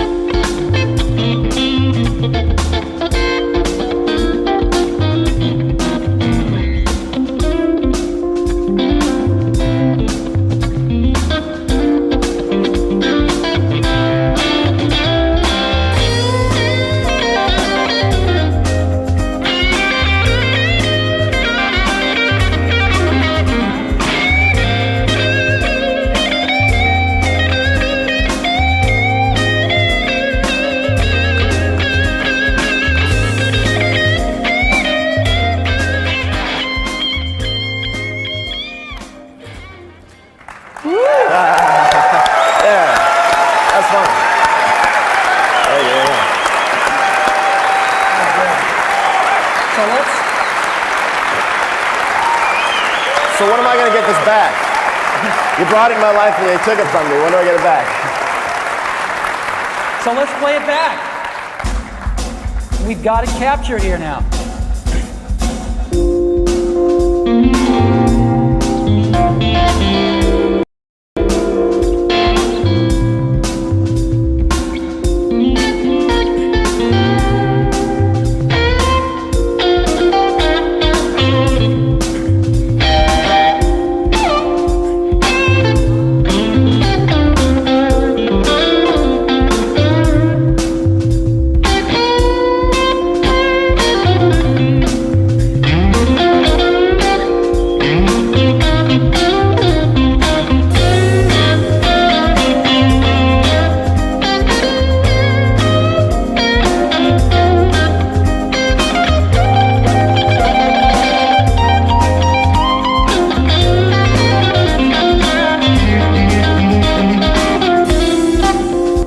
So you see what we can do with this. This is incredible. John, thank you so much. Thank you.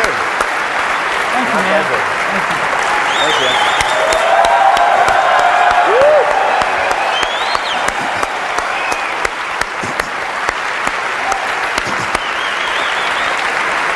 Now, one last thing I want to do here is, yeah, that's what I'm going to do. I'm going to go up here and I'm going to say export to iTunes. Right in GarageBand, you can export right to iTunes. And it's creating the mix down really fast for us here. We don't have to wait all day for it. It's very fast. So it creates the mix down. It's going to load it right into iTunes, create a special playlist for me so I know exactly where it is. And I can put it right on my iPod. Yeah.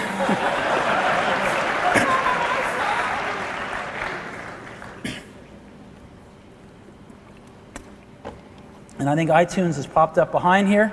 And here it is, GarageBand playlist and live guitar right there.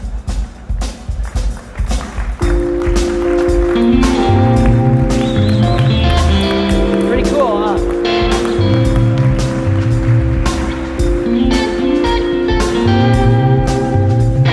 So, pretty neat.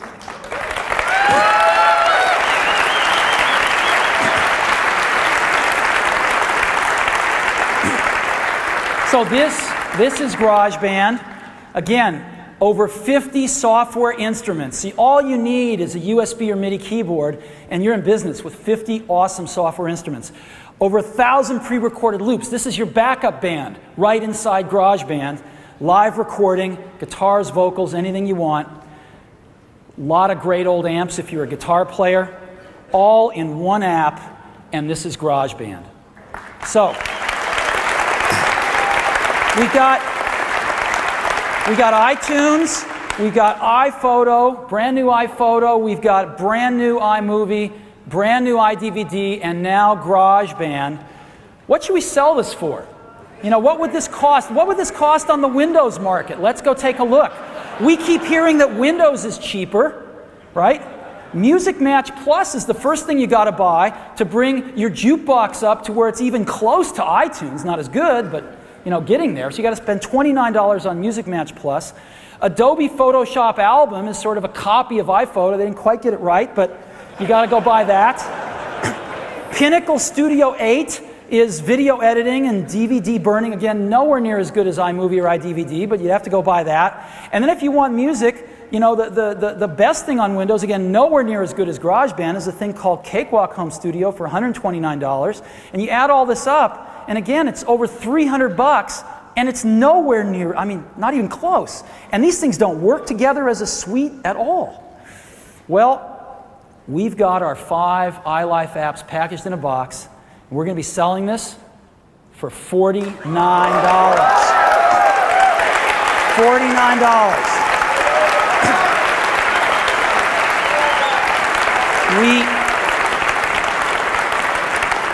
We love digital music, we love digital photography, we love digital music making, and we love digital movie making, and we want to get this in the hands of everyone. And in addition to it only being $49, it is free with every new Mac. So,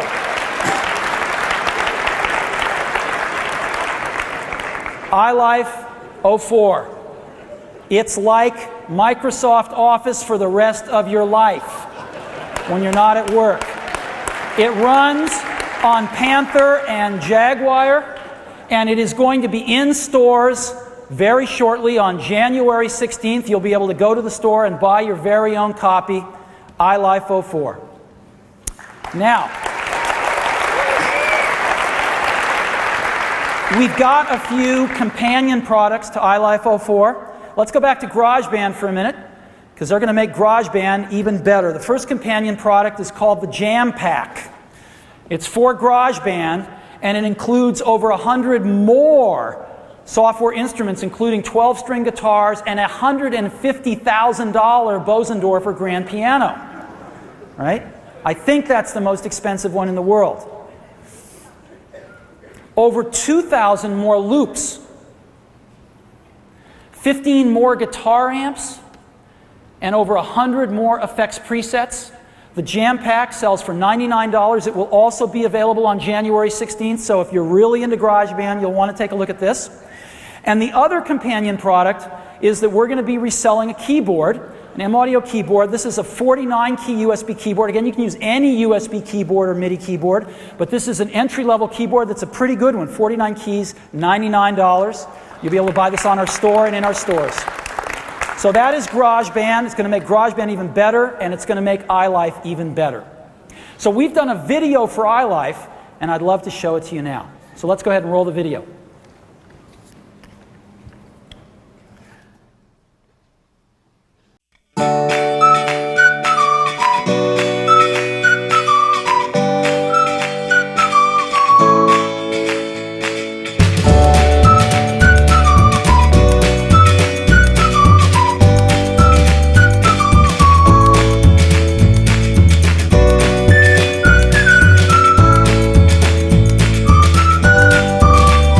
Here in lovely New York City, and I'm thinking to myself, you know, whether the intrepid reporter or the psycho Machead, it is my job, nay, my calling in life, to take pictures, make movies, I even make music. Very, very loud music. How do I do it? Simple, with iLife 04, the newest and coolest software from Apple. It's fun, it's easy, it's a lot like myself.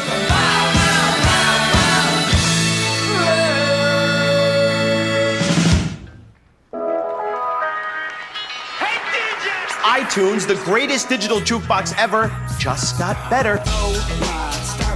Now, unless you've been living under a rock in a cave at the bottom of the ocean, you already know that iTunes manages your music like nobody's business. Download hundreds of thousands of songs at 99 cents a piece at the iTunes Music Store. You name it, jazz, hip-hop, rock, metal. The iTunes Music Store has it all and more. 500,000 tunes, and it keeps on growing.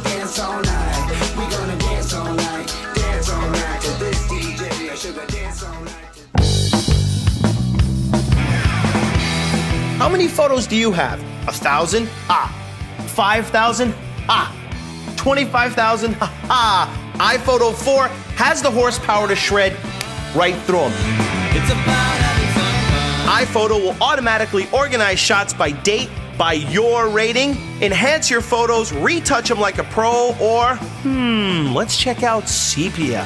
Nothing but a lot of fun. And make slideshows with cool new transitions. Face it, iPhoto 4 rocks. I was working in the lab late one night when my eyes beheld such an eerie sight.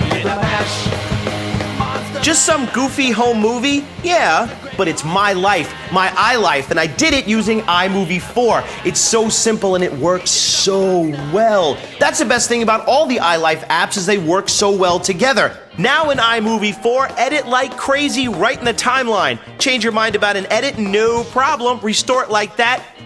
Good as new. There's also awesome new title tools like Far, Far Away, my personal favorite, as in from a galaxy far, far away. So now you've finished your big blockbuster. Use iDVD 4 to burn a DVD up to 2 hours long that'll play just about anywhere. and check out these cool new themes while you're at it. Like Kids Theater, Drive-In, and of course my personal favorite, Road Trip. You know, listening to music, obviously amazing, but the greatest thing in the world is making music. So I gotta ask you a question. Do you play a musical instrument? Do you think you got the chops? Well, it doesn't matter whether you do or you don't, because GarageBand, the latest and greatest music making software from Apple, dude, it's gonna totally blow you away. Right out the box, GarageBand turns your Mac into dozens of musical instruments. All you gotta do is plug in a USB musical keyboard like this lovely one I have before me, and boom, you've got all these instruments, horns, grand piano, guitars, bass, drum kit, anything. GarageBand is not just a recording studio, not just a room full of instruments, but it's also brought the band. There are over 1,000 pre-recorded loops to choose from. Just click, drag, and drop your tracks, and you're on the go. Too short? Stretch it out. Too long? Shorten it up. Too slow? Make it faster. Wrong place? Scoot it around. Not only can you use loops, just hit record and capture your own performance. Man, my band is gonna flip when they see this stuff. So is everybody else. iLife. It's the move, and I'm not the only person who thinks so. You know, I'm a traveling type guy. Let's hit the road.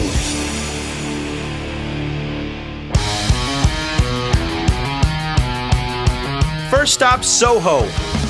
On Lord of the Rings, we all have digital cameras, and throwing it into iPhoto, and the ease of that, and being able to log our experiences in that way, able to turn on our computers and sort of see, 3 years of our lives flash before our eyes, is wonderful. Okay, Elijah, the new iPhoto.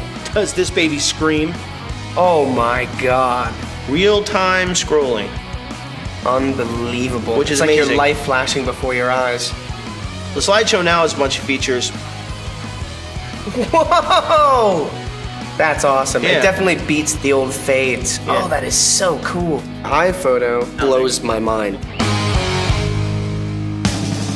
From the right coast to the left coast, everybody loves the iLife. Oh yeah.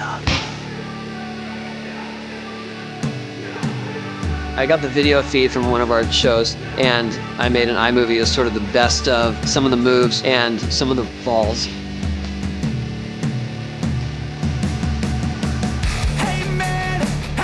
I think that people are very intimidated by the thought of video editing.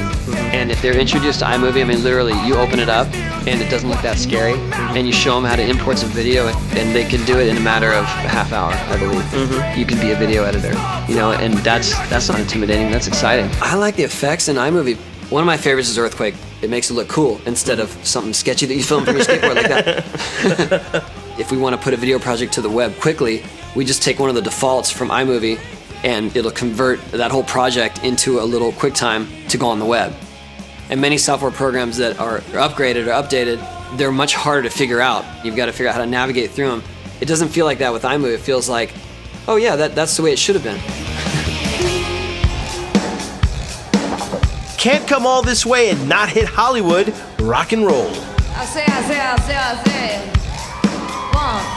2, 1, 2. The most exciting part of GarageBand is that it's going to really help my whole creative process. It's going to help me to have a vision and to not be intimidated by how to get that vision put across before I even go in to make a record. Say, for instance, I need like a tremolo guitar. You would look in your category of amps and it would say surf guitar, or you want something crunchy, you've got like the British Invasion. Wow, it does sound like the British Invasion. And then when you put your live performance on top of that, and it's just really simple.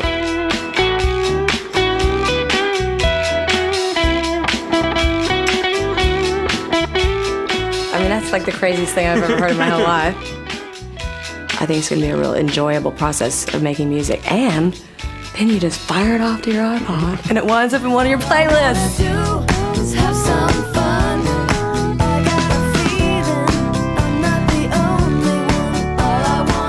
Thanks to everyone at Apple, because you care and you're constantly working to make things better for me and everyone else. So thank you. I feel like all the iLife apps, they represent my personal portfolio, all my photos, all my video, and it's all integrated, and you can run from one to the next, the same information seamlessly. And I feel like, if someone wants to look at my life, just check my iLife apps, and it's all there. A lot of my life revolves around iLife now, and I would never have thought that 10 years ago, that I would spend so much time on a computer doing things creatively. And Apple's made it so easy for me to go in, not only with iMovies and with my iPod and iTunes and iPhoto, but now with GarageBand. And I mean, not to sound corny, but Apple has made my life so much easier, and I can't imagine not having these facilities at my fingertips now, because I spend so much of my day doing exactly that. That's all she wrote. From freezing New York to sunny La La Land. I'm Ian Robinson, and don't forget, if someone ever says to you, dude, get a life, say, you know what? I got a life. An iLife. Oh, yeah.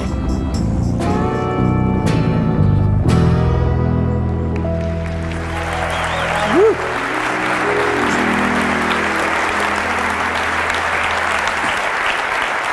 So, iLife 04, available on January 16th, 10 days from today. Last up today, I'd like to talk about the iPod. Hopefully, how many of you here don't have an iPod? Raise your hands. All right, not a lot of you, fortunately. We are so thrilled with the success of the iPod. It's unbelievable. Now that, as you know, it's available on Mac and Windows. And we had a really successful holiday quarter with the iPod. And I'm extraordinarily pleased to report to you that last quarter we sold 730,000 iPods.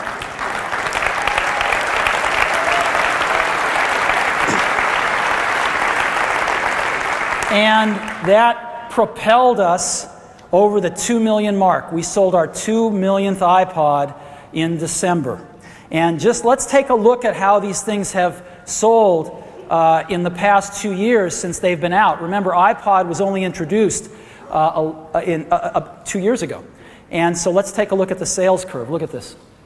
That's the sales curve of iPods. And you notice which direction it's heading. Now, what market share does this give us in terms of all MP3 players, even the little $50 ones that people buy and never use because they only hold 3 songs? Well, the market share data is not in for December. We had a great December, but it is in for October and November. And in October and November, we had a 31% market share of units, again, even including the little $50 jobs, and a 55% of revenue, and that made us #1 in both units and revenues in the entire MP3 space throughout the world. We think the December numbers, those are going to be even higher. So, iPod is a remarkable product. It's really thin. It's got the dock, which makes it super easy to charge and sync up to your computer. And it comes in 3 models, the 10, the 20, and the 40. Well, today, we are updating the 10 gigabyte model. We're going to put in 50% more storage and take it to 15 gigabytes for exactly the same price of $299. And that is starting today. The second thing we've got today in iPod land is a pair of in-ear headphones that are going to be an accessory. These are Apple in-ear headphones. They come in a cool box that helps you keep the cable straight. And they are selling for $39, which is about half of what other in-ear headphones sell for. And you ought to check them out. They're available today, and they're really good. Now, last thing we have on the iPod today is we've got a new ad. People have really liked the ad campaign, at least that's what they've been telling us. And we're going to continue it, and we've made a new ad that'll be debuting this month, and I'd love to run it for you right now. Are you ready? Now that's the funk, strike the funk, freak the funk, hype the funk, and all that junk. Back the funk, strike the funk, freak the funk, hype the funk, and all that junk.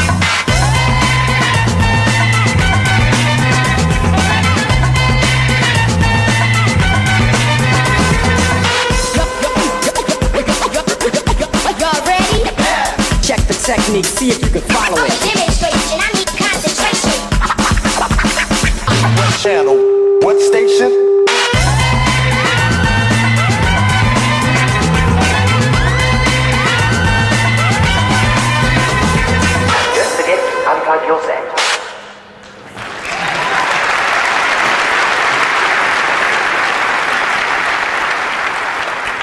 I showed an early version of this to my wife. She said, well, that's the first one where you can't do it yourself anymore.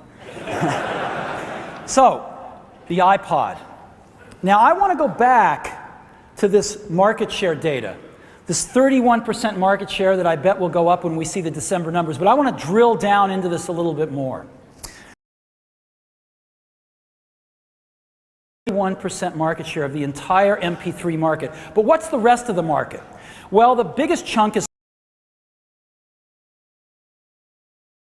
about another 60% of the market. And half of that we look at as the high 31%. These are flash players that sell between $100 and $200. And then there's about an equal 31% that's a low-end flash market, flash players that sell under $100. And then the other is 7%. These are mostly other hard disk players that we're in the process of eliminating with the iPod. So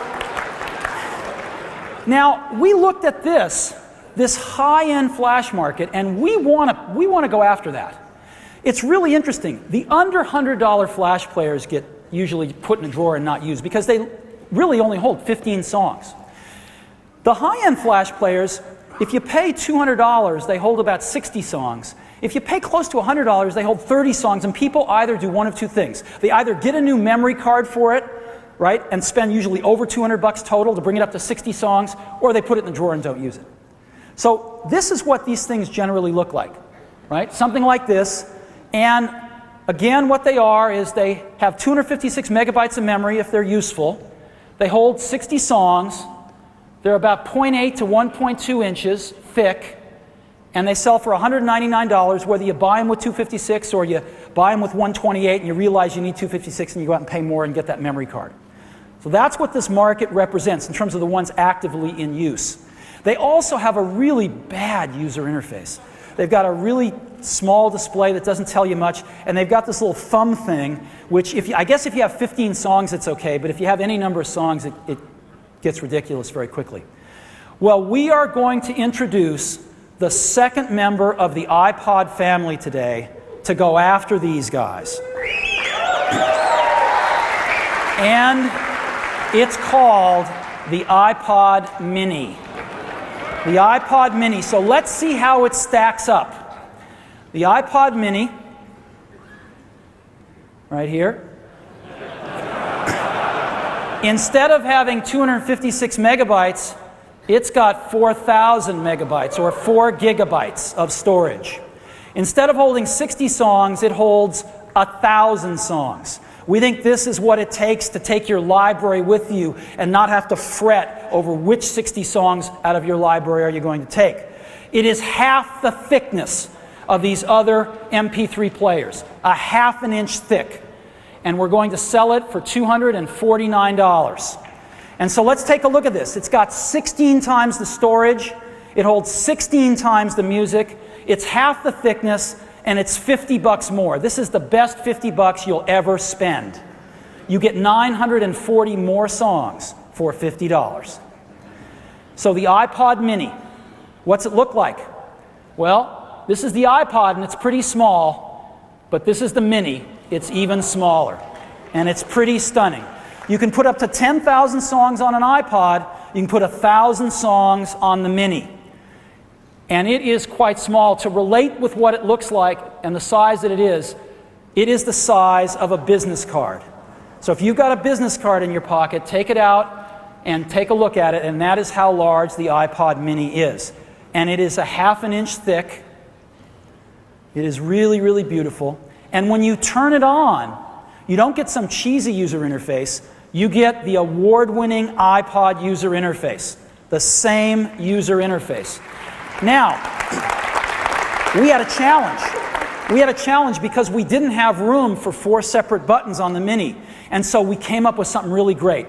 We have the solid-state scroll wheel, right? patent pending. And we've added buttons right on it. So we've added buttons right on the solid state scroll wheel, so when you finish scrolling, you just push it, and it just clicks in like this.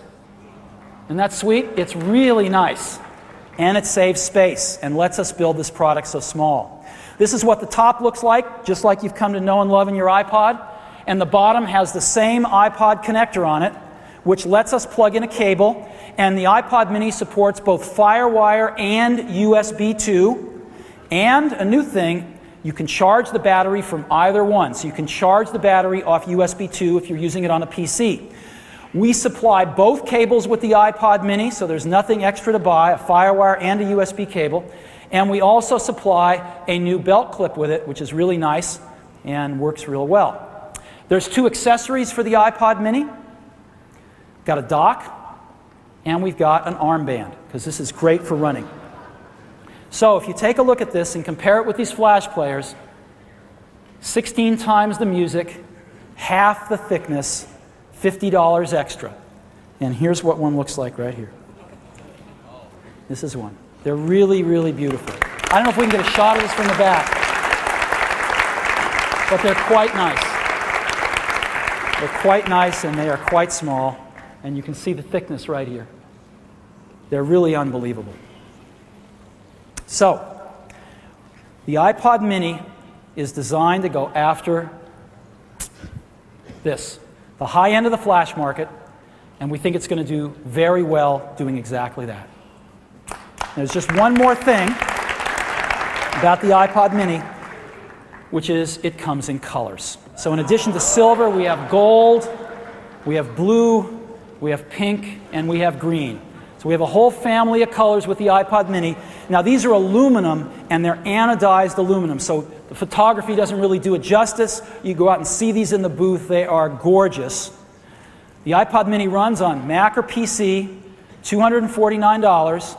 We're going to be shipping these next month in the US and in April worldwide.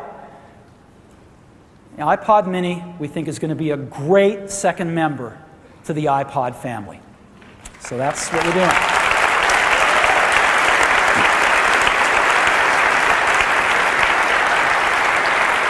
So, the 20th anniversary year of the original Mac.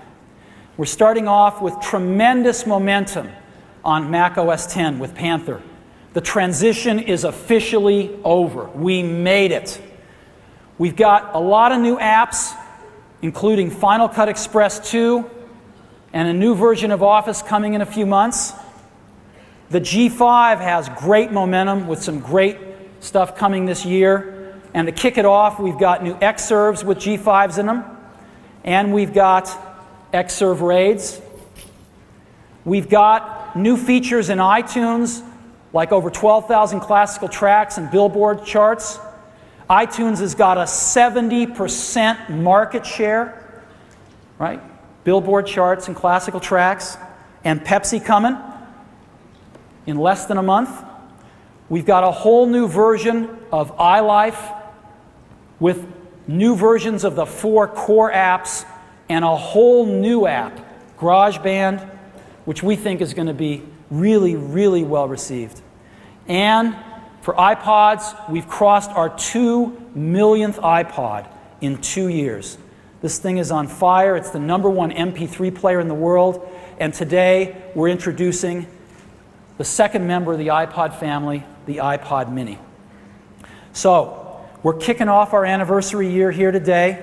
Please go check out these products. We think you'll like them a lot, and there's a lot more coming throughout 2004. And one last thing before we break today, I would like everybody from Apple in the audience who's worked really hard on all these new products you're seeing here today to just stand up and let us give them a round of applause. Thank you.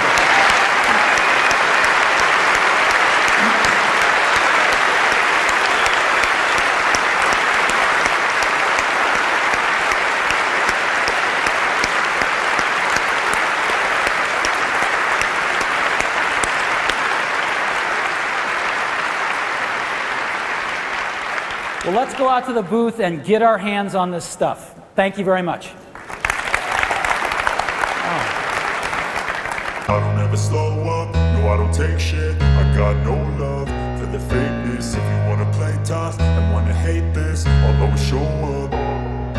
I don't ever slow up, no I don't take shit. I got no love for the fakeness. If you wanna play tough and wanna hate this, I'll always show up and make a statement. I don't ever slow up, no I don't take shit. I got no love for the fakeness. If you wanna play tough and wanna hate this, I'll always show up and make a statement.